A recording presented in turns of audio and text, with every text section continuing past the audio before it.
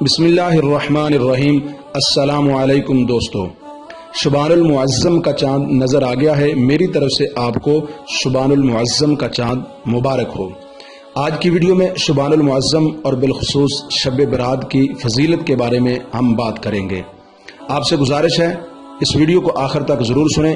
اس video کے آخر میں شبان المعظم اور شب برات کے حوالے سے، شب برات کی نسبت سے حضرت عیسی علیہ السلام کا ایک خوبصورت واقعہ، ایمان افروز واقعہ، جسے سن کر آپ کا دل انشاءاللہ باغ باغ ہو جائے گا، آپ کا ایمان تازہ ہو جائے گا، اس واقعے کو ہم بیان کریں گے۔ تو آپ سے گزارش ہے ہمارے چینل کو بھی سبسکرایب کریں اور بیل آئیکن کو پریس کریں، اور اگر ویڈیو اچھی لگے تو اسے لائک اور شیئر ضرور کیجیے گا۔ بات کرتے ہیں شبان المعظم کی فضیلت کے بارے میں۔ نبی پاک صلی اللہ علیہ وسلم کا فرمان ہے، قال رسول اللہ شبان شہری و رمضان شہر اللہ۔ رسول پاک صلی اللہ علیہ وسلم نے فرمایا، شبان میرا مہینہ ہے اور رمضان اللہ کا مہینہ ہے۔ اللہ کی رحمت ساتھ لیے شبان معظم آ پہنچا۔ سرکار نے جس کو اپنا کہا وہ ماہ مکرم آ پہنچا۔ ایمان میں آ جائے گی ضیا، دل جائیں گے دفتر عیسیاں کے، بخشش کا حسین پیغام لیے وہ مونس و ہمدم آ پہنچا۔ شبان المعظم وہ عظمت و شان والا مہینہ ہے جسے نبی پاک صلی اللہ علیہ وسلم نے اپنا کہا، اور اس مہینے میں آپ کثرت کے ساتھ روزہ رکھا کرتے تھے۔ صحابہ کرام نے نبی پاک صلی اللہ علیہ وسلم سے سوال کیا کہ حضور آپ اس ماہ مبارک میں کثرت کے ساتھ روزہ رکھتے ہیں، اس کی وجہ کیا ہے؟ آقا علیہ السلام نے ارشاد فرمایا، اس مہینے میں لوگوں کے اعمال اللہ تعالیٰ کی بارگاہ میں پیش ہوتے ہیں، اور ایک شبان سے دوسرے شبان تک فوت ہونے والوں کی اجل لکھی جاتی ہے، لہٰذا میں چاہتا ہوں کہ جب میری اجل لکھی جائے تو میں روزہ دار ہوں۔ سبحان اللہ۔ نبی پاک صلی اللہ علیہ وسلم نے فرمایا، شبان کی 15ویں رات میں اللہ تعالیٰ آسمان دنیا پر نزول فرماتا ہے، یعنی اس کی رحمت نازل ہوتی ہے، اور فرشتے بارگاہ الہی میں سال بھر کے اعمال نامے پیش کرتے ہیں۔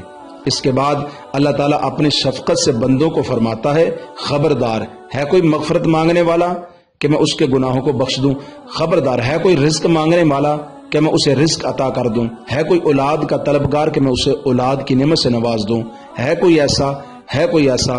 یہ طلوع فجر تک یہ اللہ رب العزت صدائیں لگاتا ہے۔ سامعین، وہ لوگ کتنے سعادت مند ہیں جو اس رات کو عبادت کرتے ہیں اور توبہ استغفار کر کے اپنے رب کو راضی کرتے ہیں، اپنے گناہوں کا بوجھ ہلکا کرتے ہیں، اور رزق حلال مانگ کر خزانہ غیب سے مالا مال ہو جاتے ہیں، بیماریوں اور مصیبتوں سے پناہ مانگ کر ان سے خلاصی حاصل کرتے ہیں۔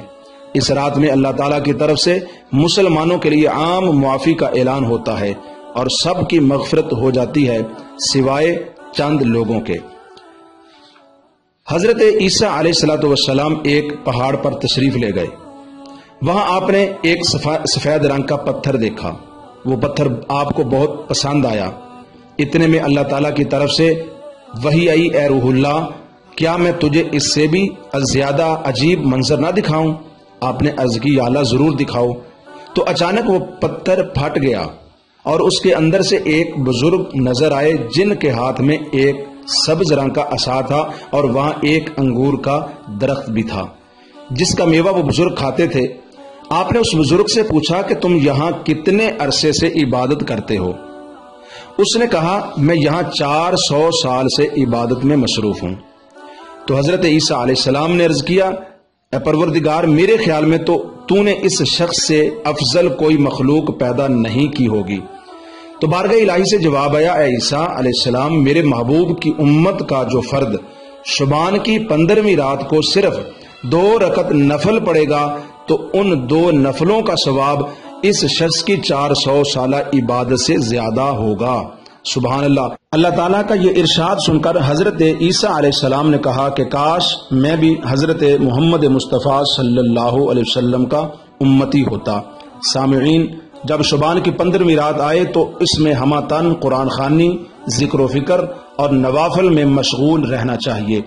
حضرت علی المرتضیٰ کرم اللہ وجہ الکریم سے روایت ہے، نبی پاک صلی اللہ علیہ وسلم نے ارشاد فرمایا، جب شبان کی 15ویں رات آئے تو قوموا لیلہا وصوموا یومہا، اس رات میں قیام اور اس کے دن میں روزہ رکھو۔ اور امام الانبیاء صلی اللہ علیہ وسلم کا بھی یہی معمول تھا۔ دوستو اگر ویڈیو پسند آئے اسے لائک اور شیئر ضرور کیجیے گا، اور اگلی ویڈیو تک کے لیے اجازت دیجیے۔ اللہ حافظ۔